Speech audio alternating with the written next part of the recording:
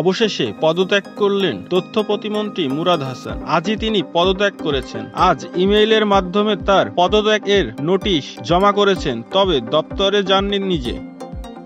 বর্তমান সময়ে ডক্টর মুরাদ হাসান কোথায় আছে তা জানা এখনো সম্ভব হয়নি, বা এ ব্যাপারে কোনো তথ্য দেননি মিডিয়াতে। মাননীয় প্রধানমন্ত্রী নিজেই এই সিদ্ধান্ত নিয়েছেন। এই সিদ্ধান্ত নিয়ে জানান ডক্টর মুরাদ হোসেনের পদত্যাগের কথা। এ বিষয়টি প্রথমে সড়ক প্রতিমন্ত্রী ওবায়দুল কাদেরকে জানান। এরপর ওবায়দুল কাদের ডক্টর মুরাদ হাসানকে ফোন করে পদত্যাগ করার কথা জানান এবং কিছুক্ষণ আগেই ডক্টর মুরাদ হাসান পদত্যাগ করেছেন এবং এর সাথে নিজের ফেসবুক পেজে সবার কাছে মাপ চেয়েছেন এবং প্রধানমন্ত্রীর সকল কথা মেনে নিয়েছেন বলে একটি স্ট্যাটাস দিয়েছেন। তবে ডক্টর মুরাদের পদত্যাগ পত্রটি এখনো গ্রহণ হয়নি। এখন এই পত্রটি প্রধানমন্ত্রীর কার্যালয়ে পাঠানো হবে এবং নিয়ম অনুযায়ী পরবর্তী পদক্ষেপ নেওয়া হবে বলে জানিয়েছেন বিশিষ্ট কর্মকর্তাবৃন্দ।